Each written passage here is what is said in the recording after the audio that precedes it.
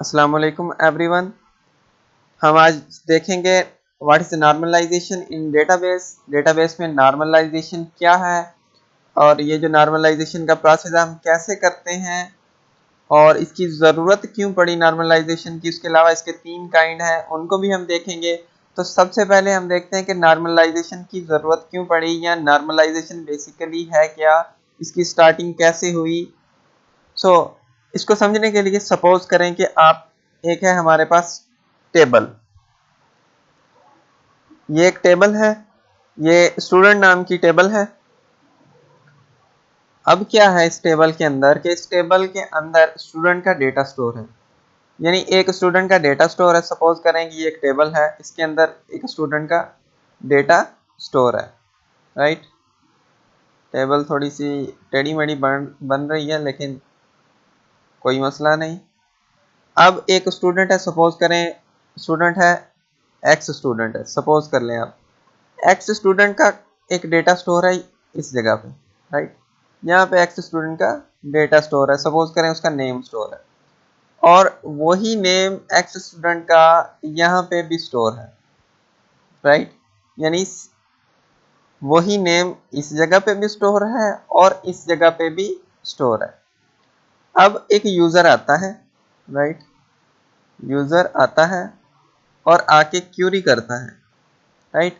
अब user Curie करता है, यानी यूजर क्या करना चाहता है कि ये जो डेटा है, ये जो नाम है, इसमें वो चेंजिंग करना चाहता है।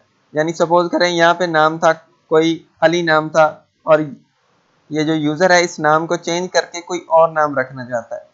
अब यूजर ये नाम चेंज करके अगर और नाम रखेगा तो यूजर को क्या करना पड़ेगा कि इस नाम को तो चेंज करना ही पड़ेगा, यहाँ पे साथ में इसी टेबल में इस नाम को भी चेंज करना पड़ेगा, क्योंकि ये नाम यहाँ पे भी है और यहाँ पे भी है।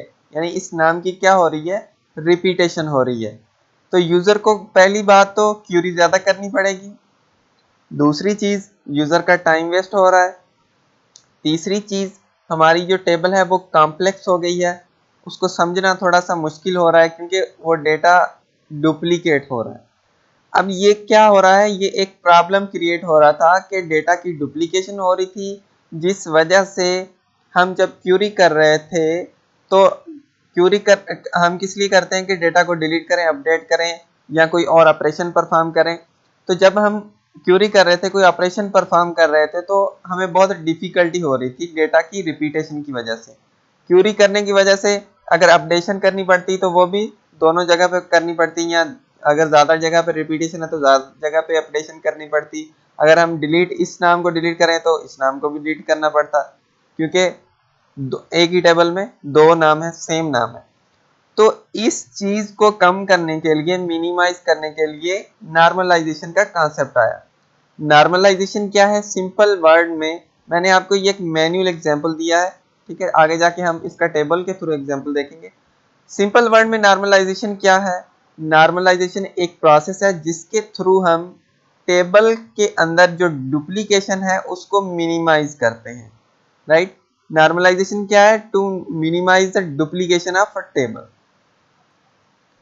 अगर हम इसकी डेफिनेशन की बात करें तो ये क्या है, एक प्रोसेस है जिसके थ्रू हम ऑर्गेनाइज करते हैं टेबल के कॉलम्स और टेबल को, यानी रिलेशन को, टेबल के कॉलम्स को यानी एट्रीब्यूट और टेबल्स को यानी रिलेशन को, ताकि हम रिड्यूस कर पाए डेटा रिडंडेंसी को। यानी एक ये टेबल है, इसके अंदर कुछ कॉलम्स होंगे, ठीक है। हम उन कॉलम्स में जो रिडंडेंसी हो रही है, जो डुप्लीकेशन हो रही है डेटा की, उसको रिड्यूस कर रहे हैं, इसी को ही हम नॉर्मलाइजेशन कहते हैं। अगर हम और इसकी मिनिमाइज डेफिनेशन देखें तो हम सिंपल वर्ड्स में कह सकते हैं कि to minimize duplication of data is called normalization, या हम कह सकते हैं कि to minimize redundancy of a data is called normalization. यानी डेटा की रिपीटेशन, डेटा की कॉपी को मिनिमाइज करना, उसी को हम नॉर्मलाइजेशन कहते हैं। मुझे उम्मीद है कि आपको ये समझ में आ गया होगा कि नॉर्मलाइजेशन क्या है। दोबारा मैं बता देता हूं कि ये एक प्रोसेस है, एक मेथड है, एक तरीका है जिसके थ्रू हम क्या करते हैं, टेबल के अंदर जो डुप्लीकेशन होती है, जो रिपीटेशन होती है डेटा की, उसको रिड्यूस करते हैं। उसी को ही हम नॉर्मलाइजेशन कहते हैं। नॉर्मलाइजेशन के 3 काइंड्स हैं। काइंड्स ऑफ नॉर्मलाइजेशन है, फर्स्ट नॉर्मल फॉर्म जिसको हम 1NF कहते हैं, यानी फर्स्ट नॉर्मल फॉर्म। दूसरा काइंड है सेकंड नॉर्मल फॉर्म जिसको हम 2NF कहते हैं। तीसरा है थर्ड नॉर्मल फॉर्म जिसको हम 3NF कहते हैं।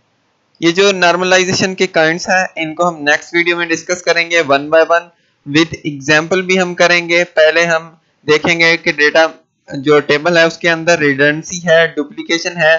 अगर डुप्लीकेशन है तो हम उस डुप्लीकेशन को खत्म करेंगे इन मेथड्स के थ्रू या इन काइंड्स के थ्रू।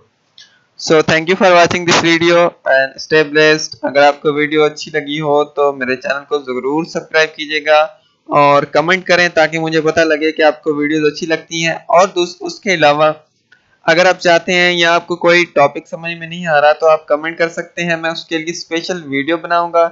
या आप फेसबुक के मेरे पेज पे मुझे मैसेज कर सकते हैं, मैं आपको फौरन रिप्लाई करूंगा। जहां तक हो सका मैं आपकी हेल्प जरूर करूंगा।